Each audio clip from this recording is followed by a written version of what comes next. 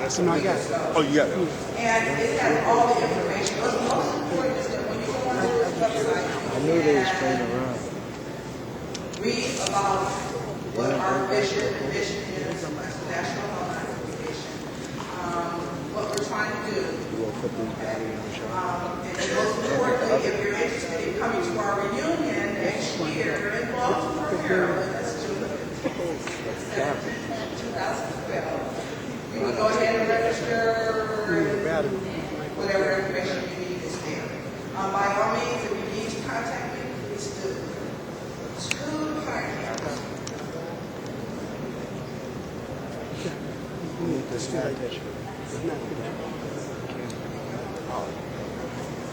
There's a lot of things going on.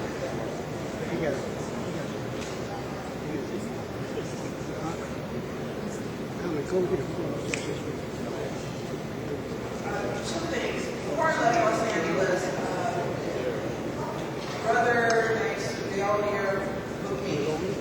And in Los Angeles, he has the WFM Speak Radio station. And he's been speaking to me for the last year about doing a grant for a scholarship.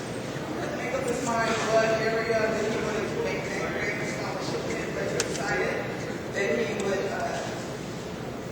stay away from communication with nursing because his wife is a nurse, and because he says that his wife helped him so seriously and 100% with his radio station.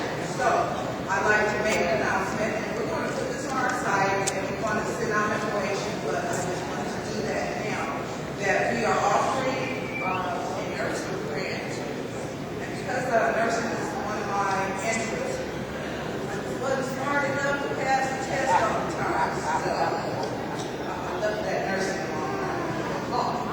But anyway, we're doing the nursing. And I think what we're going to do with this nursing grant is make the first grant for the second year student nurse. Okay, so anybody knows nursing knows that works, second year nursing. And then maybe the following grant I'll make for a first year student. So the first year student, their concentration is books and uniforms. Okay?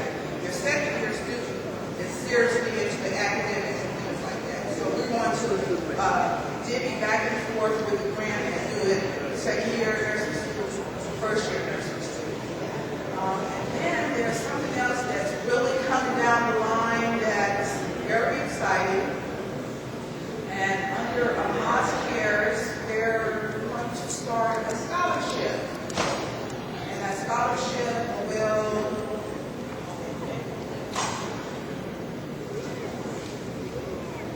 I can't tell you all too much. It's being worked on. It's being worked on. But we're going to come up with a scholarship. In celebration of this community, this community. That's about all I can say. But stay tuned, and that's coming. And we're waiting, unfortunately, and it's nobody's fault, but it's a storm out there, okay, so yeah, we've been out there. We're waiting on our coffee and tea. It's actually you. It's there before you have to bring the money. And in case we didn't make this clear, this is a collaboration. This event is social. This appreciation social. It's a collaboration between Moss Care and National Alumni Association. It's first time ever, so I'm really excited.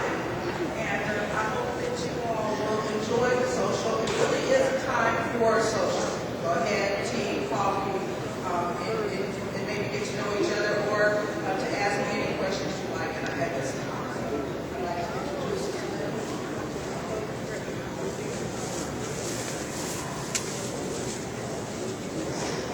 Assalamu alaikum, everyone. Can I ask everybody to get a little closer, getting closer? Those of you who are sitting beyond this first set of chairs, can you move up to the area that's more up here? Because part of this is socializing, and we want you to be a little closer so you can socialize. You're fine. You're fine. Come up closer, please. Please, please, please.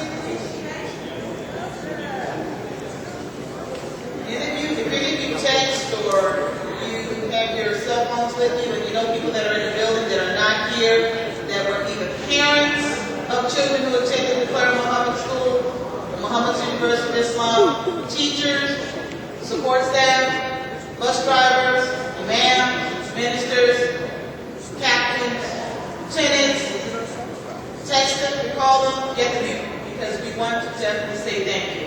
So if you know someone that's in the building and they're close, send out a message and try to get them here, Sean. Sister Ashley, you all are fine. You get it. Okay. As Sister Priscilla mentioned, this reception is a collaboration between the Mosque Cares and the National Sister Clara Muhammad School organization, Alumni Association, that has been in existence for 19 years. And FYI, just in case you haven't been keeping up, the Sister Clara Muhammad School System is about to celebrate its 80th anniversary. 80th anniversary. It started in 1933 when Sister Clara Muhammad said, no, my children would not be educated by a system that at that time was designed not to promote education for all children, but to promote the education for a certain population to be leaders, movers, and shakers, and for another population to be the workers. And she refused to let her son and her other children be educated by that system. This was before civil rights. This was before Roe versus Wade stuff took effect. This is a time period when education in America was totally segregated. And this sister said no. She actually stood at her door while her husband was incarcerated. And the truant people had told the representatives, the law representatives, that this family was keeping their children out of school, which at that time was illegal. And so they were threatening her with some jail time.